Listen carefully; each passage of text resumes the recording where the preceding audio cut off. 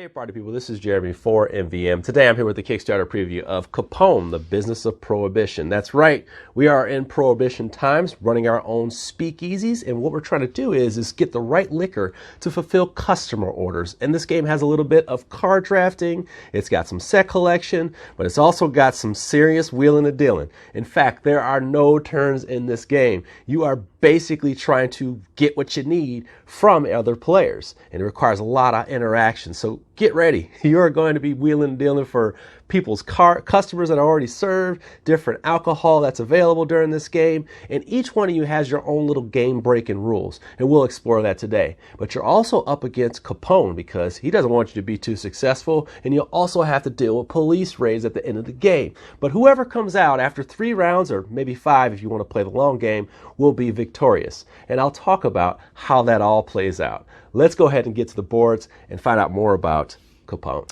All right, let's talk about a round of Capone. Now, you can play this game over 3 or 5 rounds. You're going to be looking at this police tracker, moving this police car up, and this is not a police car, it's a prototype. And it's also going to tell you each round how many cards are dealt out by the dealer. So in the first round, 3, 4, 5. At the end of that, we'll have a last call, which will pay out for our regulars. And then we'll have a police raid, depending on what we have left over. And then also a final reveal, which will tell us who won the game. Everybody has to lift up their boards and tell us how much money they have and show us, actually.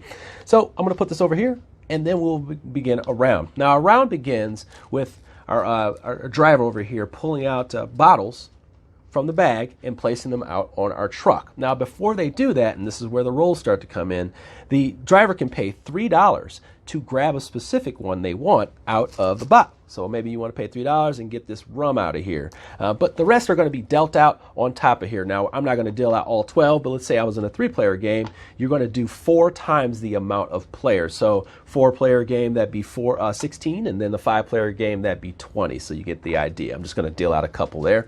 This will set the bar of what do I need this round? And players are going to be looking and saying, how can I get that off that truck? Or how can I win this auction so I have all the choices in the world for that round?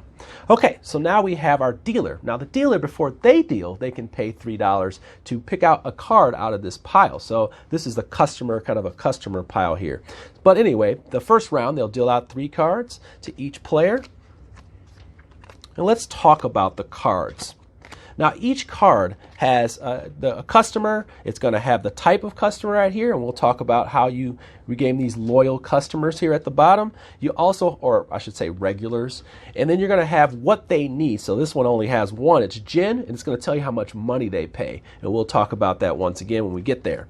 Now, as you can see, some of them have more requirements, and they also have more money. You're also going to get money for set collection, like I said, at the end of the game. So let's go ahead and deal out those 3.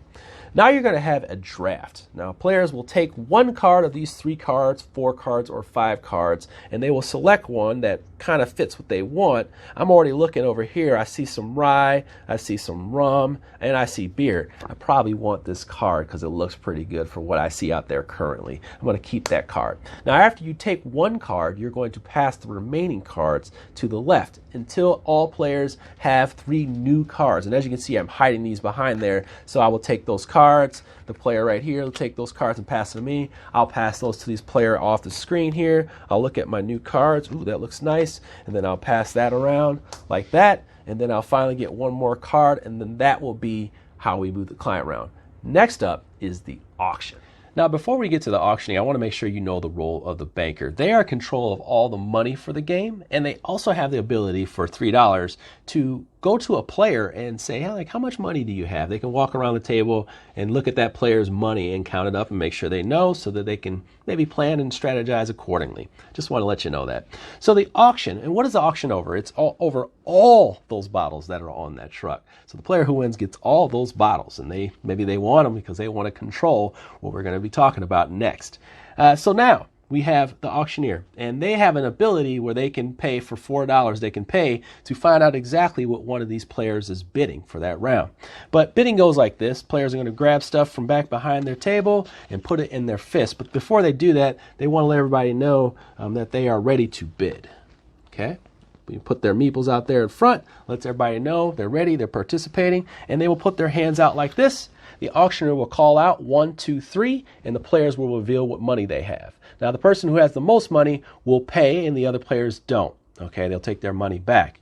Now, if there's a tie between for first place, the players are eliminated, and the person who is in second place will get all that stuff. So this is how it works. So once you win, you will pull up your truck to your establishment over here, and then you will take everything off of there and put it in the front of your store so you can see, or speakeasy, I should say. They'll all go up there. Look at all that. I got all that. All right, that's all mine. I'm laying it out for the world to see. I'm going to move that over there. And now we are about to get to open trading. This is where everything gets crazy, all right? So you got all the stuff, okay? You got all that stuff over there. And the thing is there's a couple things you want to think about. You can't have more. This is going to be, Capone is going to visit next part of the round, so you don't want to have more than 10. Another thing you're going to be paying attention to is your specialty. And I want to make sure you know that. Each character has a specialty, and I've been kind of withholding that information because it's going to help you figure out which, kind of what alcohol you need for not only for your cards, but it's also going to give you a bonus for having that liquor on the card that you complete. So you want to also be paying attention to having those things as we move forward in the game. But mainly you want to pay attention to the customers you want to serve. But everything's for sale at this point. This is open trading. So I can trade for customers that have already been sold to and fulfilled. I can trade money for bottles. I can trade bottles back and forth. Everything is for sale. All right. So this is a crazy part of the game. It can be frantic. There's no like turns. There's just back and forth. Okay, I can say, hey, can I pay $3 and then can I get all your gin? And they'll say, absolutely not. But they may look at the other person. The other person says, how about I give you $5 and I know you need this gambler, so I'm going to give you this gambler and $2. You can do whatever you want. It's open trading. But the big one is you probably want to pay attention as this person who has all the alcohol, you want to get rid of as much as possible before Capone visits. And that's what we're going to talk about next, because this is a game changer for the whole experience. If a player happens to have more than 10 bottles in front of their establishment, their speakeasy, Capone will pay them a visit. Apparently, Capone doesn't want them to do too well. So they'll take all their bottles, and that player is considered swimming with the fishes. So they're pretty much out for the round, and they're out of their good old bottles to serve their patrons. Now the rest of the players are not free here, free walking. Capone will come visit and flip a coin.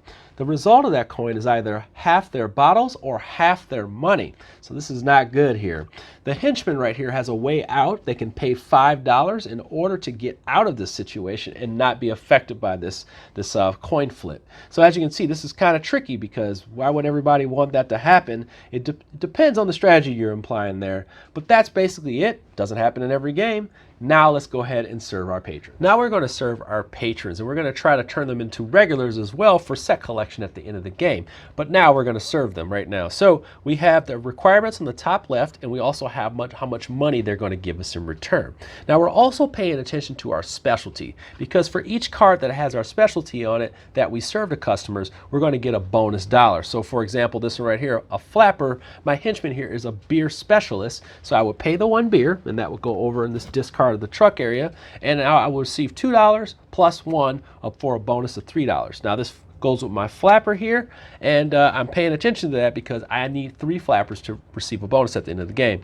Now I also have this vodka and rye. I'm going to serve the vodka and rye from here, put that in my discard as well, and then I'm going to receive $5. So I would have scored a total of $8 this round, plus it looks like I finished off this flapper set for the end of the game. Now I'll talk about that a little bit later.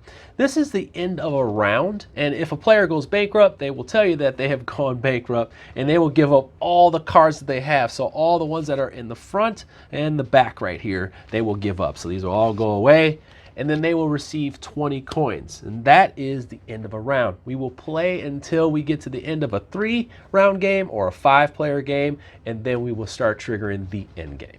At the end of 3 or 5 rounds, players will move on to the end game scoring, which starts with the last call. We are going to receive extra money for tips based on if we fulfilled our regulars requirements. So we're looking to serve the hustlers, the businessmen, the crooked cops, all of them. They have requirements on the bottom of the card, as I've stated before. Now, for example, the businessman right here needs 2. So I would have to have a set of 2, and I would receive a bonus of 4 money. So they're different, and of course, the higher, the more, the higher. So I have right here the hustler. I need 3 of them. It gives me 7 money. And then players will receive that from the banker, of course. And then we will move on to the police raid, and that is where it really stinks, because players who have extra bottles out here and they also have customers back here who are unserved, they will pay $1 per. So that's it's kind of take your money at the end of the game. Hopefully you managed it well. And then finally we will have our final reveal. When players are counting their money and they're ready to tell you how much money they have, they will do this, putting this out, and then they will put their money in their hands. And of course, on 1, 2, 3, they will reveal their money, and that will be their final score. Now, if players are tied, it will come down to the most patrons served, and that is a game of Capone.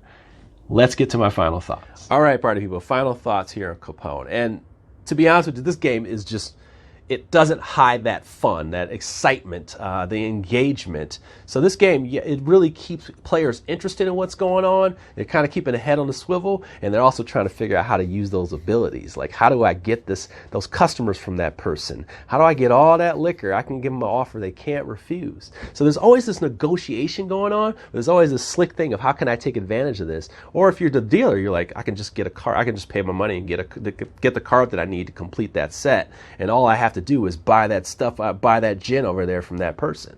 You're constantly thinking that stuff. Or if you're an auctioneer, you're thinking like, maybe I should just, figure out what that person is. They've got a lot of money. I want to find out what they're bidding so I can outbid them. There's a lot of different little things going on, and nobody wants Capone to come because it messes up everybody's operation. I like that idea. So I just leave it right there. Like I said, very exciting experience. And if you're into that high interaction, I think that's something you're going to be interested in. But this is to inform you. I can never tell anybody what to do with their money, but that's Capone. I'd like to thank El Dorado Games for sponsoring this video, and I'd like to thank you so much for your time. It's always valuable. Please feel free to ask some questions or give some comments on this game. I'd also like you to subscribe. That'd be wonderful as well. And once again, thank you so much for joining me on MVM. Hopefully I see you next time. Until then, take care.